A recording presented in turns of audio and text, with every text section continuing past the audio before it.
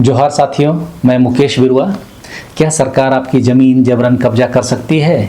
एक महत्वपूर्ण फैसला सुप्रीम कोर्ट ने सुनाया है। आइए इसे समझते हैं। अभी तक ज़मीन अधिग्रहण के मामले में लोगों के बीच यह बात प्रचलन में है कि सरकार से लड़ना संभव नहीं है। कई मामलों में यह देखा गया है कि बिना मुआवजे लिए ही लोग अपने जगह से विस्थापित हो जा रहे हैं, खासकर आदिवासी और अन्य पिछड़े वर्ग के लोग जो गरीब हैं। अमीरों की जगह तो सरकार भी छूती नहीं है, लेकिन सवाल यह उठता है कि क्या आपकी ज़मीन सरकार बिना मुआवजे दिए ही कब्जा कर सकती है? अब सुप्रीम कोर्ट ने ऐसे मामलों पर सख्त रुख अपनाते हुए कहा कि बिना कानूनी प्रक्रिया और उचित भुगतान के कोई ज़मीन अधिग्रहित नहीं की जा सकती। यानी सरकार बिना आपकी सहमति के आपकी ज़मीन नहीं ले सकती।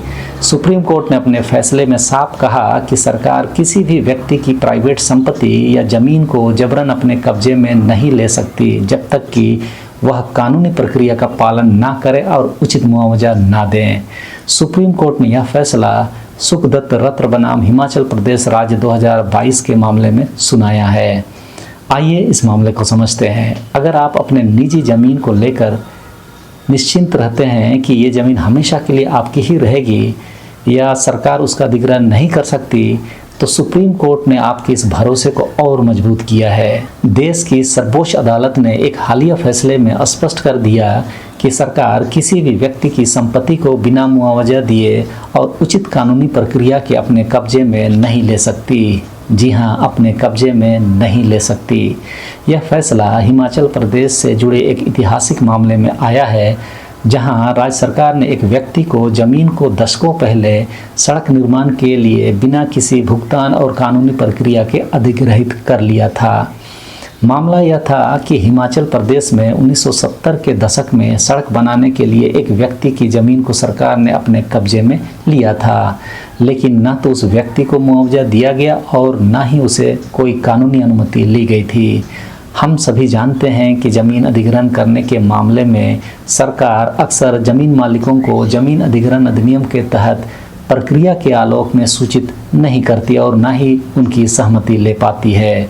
साल 2011 में जब ज़मीन मालिक अदालत गया तो राज्य सरकार ने यह दलील दी कि बहुत देर से मुकदमा दायर किया गया है और इसलिए इसे खारिज कर दिया जाना चाहिए। इस पर सुप्रीम कोर्ट ने सख्त रुख अपनाया और सुप्रीम कोर्ट ने इस दलील को सिरे से खारिज करते हुए स्पष्ट कर दिया कि समय बीत जाने से कोई भी अवैध कब्जा वैध नहीं बन सकता। कोर्ट ने कहा कि संविधान के अनुच्छेद 300A के तहत किसी भी व्यक्ति को उसकी संपत्ति से सिर्फ तभी वंचित किया जा सकता है जब सरकार किसी विधि सम्मत प्रक्रिया के तहत कार्य करे और उचित मुआवजा दे।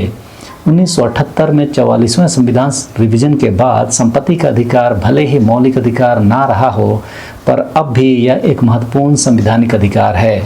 बताइए, सिर्फ एक अनुच्छेद 300A के आधार पर सिर्फ यह फैसला आया है, जबकि आदिवासी इलाके 5वीं अनुसूची के अंतर्गत आते हैं, जो संविधान के अनुच्छेद 244 के अधीन है। उसके निमित्त सुप्रीम कोर्ट ने समता जजमेंट दिया था, जो स्पष्ट करता है कि आदिवासी इलाकों में सरकार की भी 1 इंच ज़मीन नहीं है और आदिवासियों की ज़मीन सरकार भी नहीं ले सकती। उसके बावजूद भी आदिवासी इलाकों में ज़मीन का अधिग्रहण आदिवासियों की परंपरा, संस्कृति और ज़मीन पर उसके विरासती अधिकार को रौंद कर ली जाती रही है। मध्य प्रदेश और गुजरात में सबसे ज़्यादा आदिवासियों का विस्थापन हुआ है। हालिया दिनों में स्टैच्यू ऑफ यूनिटी के लिए बांध और उसे पर्यटक स्थल के रूप में विकसित करने के नाम पर भी वहां के आदिवासियों को जबरन उनके रहवासों से विस्थापित कर दिया गया। जब संपत्ति के अधिकार के आधार पर ही किसी भी व्यक्ति को अपने संपत्ति से उसकी सहमति के बगैर विस्थापित नहीं किया जा सकता, तो फिर आदिवासियों के लिए क्या यह अनुच्छेद 300A काम नहीं करता? यह सोचनीय बात है, क्योंकि अमीर लोग एक अनुच्छेद के आधार पर अपना हक इस तरह ले लेते हैं, लेकिन आदिवासी, दलित और पिछड़े वर्ग के लोग हल्ला करते रह जाते हैं। उनके संवैधानिक अधिकार रहने के बावजूद सरकारें और माननीय न्यायालय भी उस पर इस तरह की व्याख्या बहुत कम ही कर पाती है, जैसी व्याख्या इस फैसले में माननीय कोर्ट ने किया है। संविधान और पूर्व मामलों का हवाला देते हुए कोर्ट ने इस फैसले में विद्या देवी बनाम हिमाचल प्रदेश, हिंदुस्तान पेट्रोलियम बनाम दारियस चेन्नई और वजीर चंद केस का उदाहरण देते हुए दोहराया कि जबरन कब्जा, चाहे वो कितने भी साल पहले हुआ हो, असंवैधानिक है और उस पर व्यक्ति को कानूनी राहत मिल सकती है। सुप्रीम कोर्ट ने सरकार को आदेश दिया कि वह जमीन मालिकों को 4 महीने के भीतर मुआवजा दे।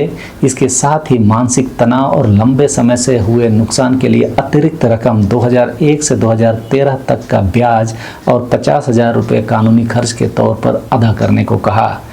एक तरह से देखा जाए तो यह निर्णय लाखों जमीन मालिकों के लिए राहत भरा है, जो सरकारी दखल के डर से चिंतित रहते हैं। यह फैसला यह भी स्पष्ट करता है कि नागरिकों के संपत्ति अधिकार अब भी संविधान के तहत संरक्षित हैं और सरकारें भी मनमानी नहीं कर सकती। चाहे समय कितना भी बीत गया हो, न्याय की मांग हमेशा की जा सकती है। तो इस वीडियो में इतना ही। सबों को धन्यवाद। जोहार।